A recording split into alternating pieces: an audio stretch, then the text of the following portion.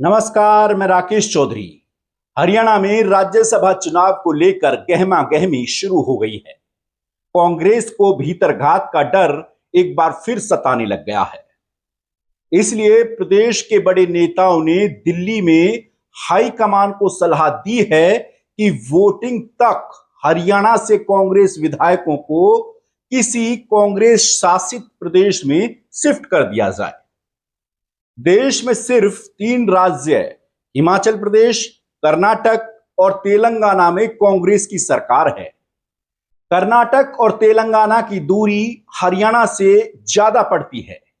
इस लिहाज से विधायकों के लिए सबसे मुफीद हिमाचल प्रदेश को माना जा रहा है, क्योंकि एक तो हिमाचल प्रदेश में कांग्रेस की सरकार है, दूसरा हरियाणा की राजधानी चंडीगढ़ से सटा हुआ है और चंडीगढ़ में ही ये वोटिंग होगी। ऐसे में आने जाने में कोई परेशानी विधायकों को नहीं होगी। ऐसे में विधायकों को हरियाणा से बाहर भेजा जाए या नहीं, इस बारे में अभी आखिरी फैसला नहीं हुआ है। आखिरी फैसला पार्टी हाईकमान को ही करना है। अब सवाल यह है कि आखिर कांग्रेस को भीतरघात का डर क्यों सता रहा है। दरअसल हरियाणा कांग्रेस में पहले भी समर्थन होने के बावजूद कांग्रेस उम्मीदवार को हार का सामना करना पड़ा है। साल 2022 में हुए राज्यसभा चुनाव में कुलदीप बिश्नोई और किरण चौधरी ने पार्टी से बगावत कर दी थी। कुलदीप बिश्नोई ने क्रॉस वोटिंग कर दी थी, वहीं किरण चौधरी का वोट अमान्य करार दे दिया गया था, जिस वजह से कांग्रेस के वरिष्ठ नेता अजय माकन की हार हुई थी। जबकि अजय माकन को कांग्रेस हाईकमान ने हरियाणा राज्यसभा चुनाव में उतारा था। यही नहीं, 2016 में भी हरियाणा राज्यसभा चुनाव के दौरान कुछ इसी तरह का कांड हुआ, जब अलग अलग स्याही से चिन्हित 12 वोटों को अमान्य घोषित कर दिया गया था। ये सभी जो 12 वोट थी ये कांग्रेस की थी, जिसके बाद कांग्रेस समर्थित निर्दलीय उम्मीदवार आर के आनंद हार गए थे और बीजेपी समर्थित निर्दलीय प्रत्याशी सुभाष चंद्रा जीत गए थे। यही वजह है कि चुनाव से पहले इस बार कोई रिस्क पार्टी नहीं लेना चाहती और समय रहते हुए सावधानी बरत रही है।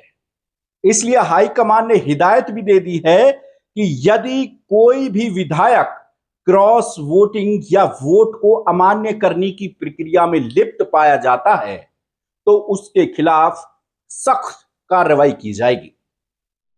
कांग्रेस का एक खेमा बेशक क्रॉस वोटिंग को लेकर चिंतित है, लेकिन हरियाणा विधानसभा में नेता प्रतिपक्ष भूपेंद्र सिंह हुड्डा ने करमवीर बोध के नामांकन से पहले सभी विधायकों के साथ बैठक कर यह साफ संदेश दे दिया है कि इस बार हरियाणा के अंदर कोई खेला राज्यसभा चुनाव में नहीं होने वाला है। वहीं कांग्रेस उम्मीदवार करमवीर बोध को भी पूरा कॉन्फिडेंस है कि इस बार कोई क्रॉस वोटिंग नहीं होगी और सभी 37 विधायक एकजुट हैं। नामांकन के बाद कांग्रेस उम्मीदवार करमवीर सिंह बोध ने कहा था कि अतीत की तरह इस बार बीजेपी की फूट डालो राज करो की नीति नहीं चलेगी। हरियाणा कांग्रेस पूरी तरह से एकजुट है। एक बार करमवीर बोध का आप ये बयान सुनिए। इस तरह से पहले भी कांग्रेस में खेला होता रहा है। आर के आनंद के समय की बात करें या अजय माकन के समय की बात करें, अगर तीसरा उम्मीदवार आ जाता है तो क्या कोई ऐसा आपको आप देखोगे सारे गाड़ियों में बैठ के मेरे साथ आए हैं, पहले भी साथ आते रहे। नहीं ऐसा नहीं होगा। एकजुट है, एक यकीन से भी जो 31 आदमी चाहिए, हमारे 37 आदमी। ये जो इस तरह की भरमांग जो बीजेपी की आदत है, फूट डालो राज करो, वो नहीं चलने वाला। और सारे हमारे विधायक सभी एकजुट है और जो है ना वो मजबूती से जो ना वो बात करेंगे। आपको बता दें कि हरियाणा में 2 राज्यसभा की सीटों पर 16 मार्च को मतदान होगा। बीजेपी ने पूर्व सांसद संजय भाटिया को एक सीट पर प्रत्याशी बनाया है। संजय भाटिया करनाल से बीजेपी की टिकट से 2019 में लोकसभा चुनाव जीत चुके हैं, लेकिन 2024 में पूर्व मुख्यमंत्री मनोहर लाल खट्टर के लिए संजय भाटिया ने अपनी सीट छोड़ दी थी। वहीं कांग्रेस ने करमवीर बोध को अपना उम्मीदवार बनाया है। करमवीर बोध राजनीति में नया नाम है। करमवीर बोध अनुसूचित समाज, वंचितों और कर्मचारियों की आवाज उठाने का काम करते रहे हैं। जबकि बीजेपी नेता सतीश नांदल ने निर्दलीय उम्मीदवार के तौर पर नामांकन दाखिल किया है। सतीश नांदल लंबे समय तक इनेलो में रहे, लेकिन 2024 विधानसभा चुनाव से पहले बीजेपी में शामिल हो गए।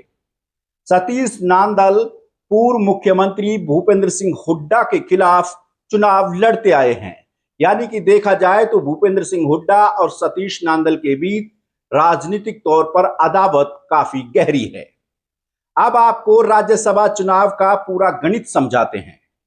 हरियाणा की 90 सदस्यीय विधानसभा में बीजेपी के पास 48 विधायक हैं, कांग्रेस के पास 37 विधायक हैं, इनेलो के पास 2 विधायक और निर्दलीय विधायकों की संख्या 3 है। राज्यसभा जाने के लिए एक उम्मीदवार को कम से कम 31 विधायकों के वोट की जरूरत है। ऐसे में आंकड़ों को देखा जाए तो बीजेपी और कांग्रेस उम्मीदवार आसानी से जीतते दिखाई दे रहे हैं। यानी कि दोनों सीटें निकलती दिख रही हैं और दोनों ही उम्मीदवार राज्यसभा जाते दिख रहे हैं।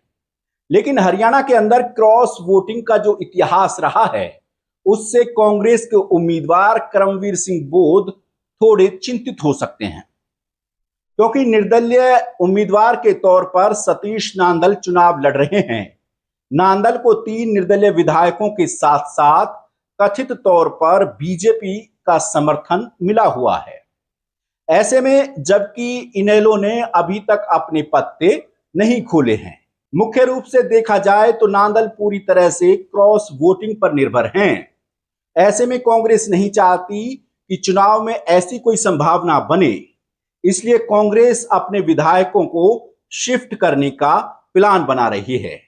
यानी कि इस बार का जो राज्यसभा चुनाव है उसे कांग्रेस पहले से सावधान है और कोई बगावत या कोई क्रॉस वोटिंग की उम्मीद ना रहे, इसलिए विधायकों को शिफ्ट करने की दूसरे राज्यों में, और वो भी राज्य वो जहां कांग्रेस शासित प्रदेश है।